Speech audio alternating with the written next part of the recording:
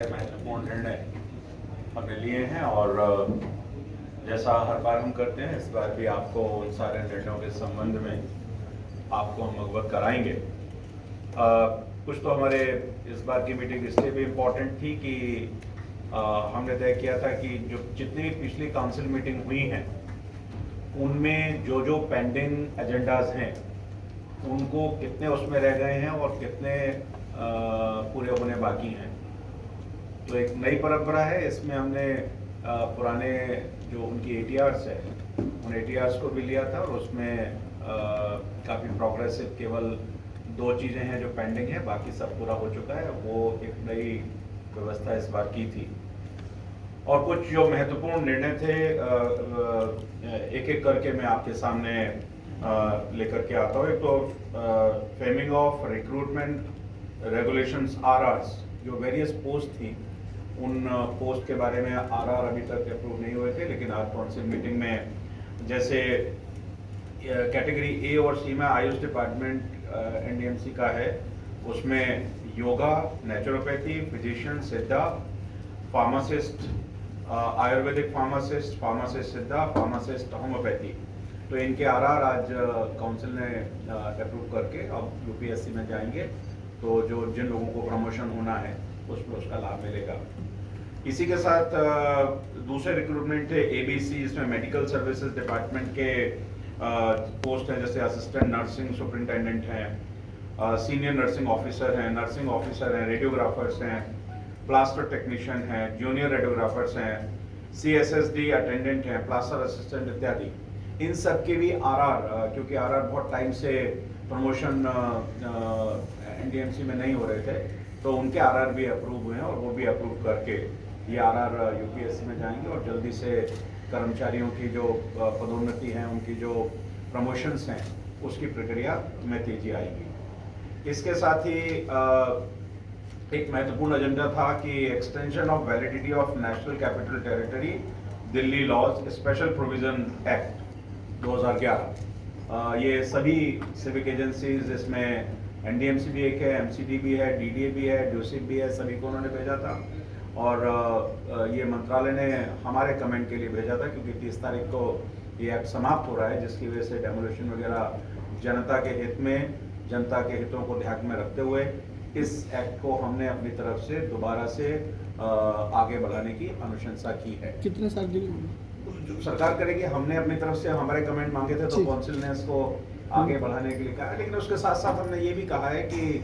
NDMC में कम से कम जितनी प्रॉपर्टीज हैं उनको हम क्वांटिफाई करें। जैसे हमारे यहाँ फार्म हाउस नहीं है,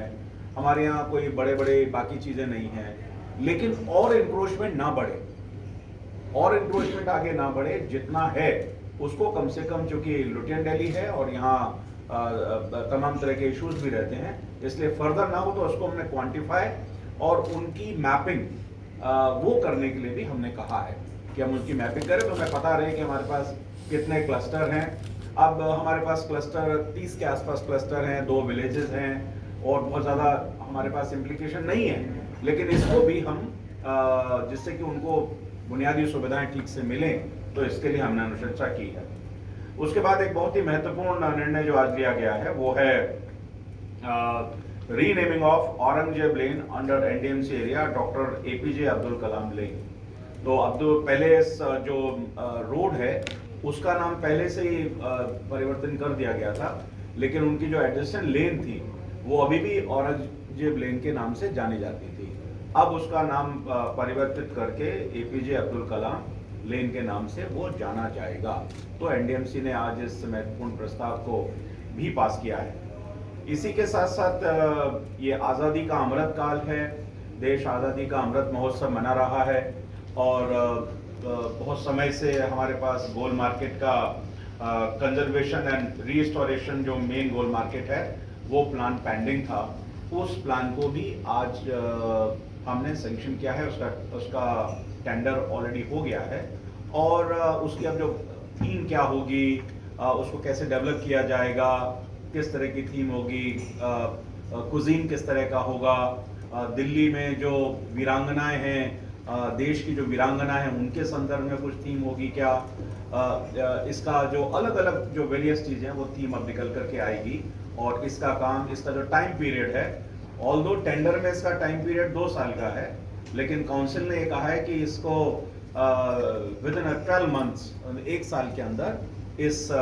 रिस्टोरेशन और संग्रहालय का जो काम है इसको पूरा किया जाए। इसी के साथ साथ हमने इसमें ये भी कहा है कि चूंकि संग्रहालय वहाँ बनेगा तो एक अंडरग्राउंड पेडेस्ट्रियन बाकी पूरी मार्केट को जोड़ने के लिए भी बनाया जाए, जिससे कि जो मार्केट है उसके अंडरग्राउंड पेडेस्ट्रियन हो, जिससे आने जाने में ट्रैफिक के कारण दिक्कत ना हो। साथ ही हमने ये भी कहा है एडिशनल, वो दोबारा से हम लेकर के आएंगे कि एडजेसेंट जो मार्केट है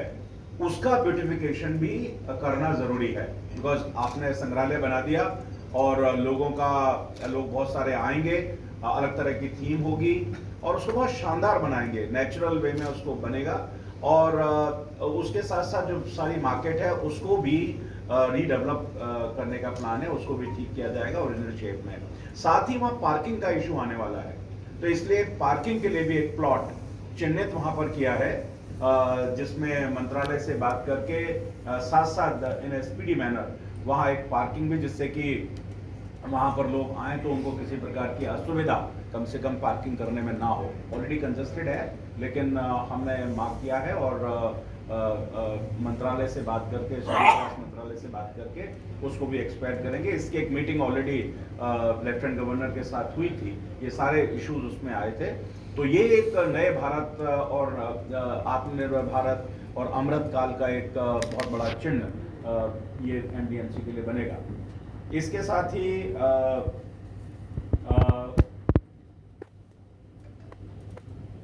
टेक्निकल है, एक्सपेंडिचर सैंक्शन है 600 लैक्स का, प्रिक्योरमेंट ऑफ एलोपैथिक मेडिसिन का, तो रूटीन का वो है क्योंकि मेडिसिन लेनी होती है। इसमें हमने एक चीज़ और ऐड की है, इसके साथ साथ हमने कहा है कि पिछली बार जब हमारा बजट सेशन आया था तो हमने कहा था कि मेडिसिन टू ऑल, और इसलिए जो भी एनडीएमसी में है उसको वहाँ मेडिसिन फ्री मिले, इसको भी हमने ऐड करने के लिए इसमें कहा है। इसके साथ साथ smart control LED lights replacement of HPSB light, जो पुरानी ओल्ड सोडियम लाइट आप लोगों ने देखी होंगी, हमारे यहाँ 25,500 के आसपास थी,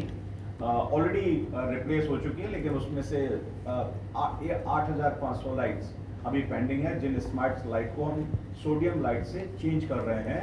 जिसका सीधे कनेक्ट स्मार्ट लाइट का हमारे कंट्रोल एंड कमांड सेंटर से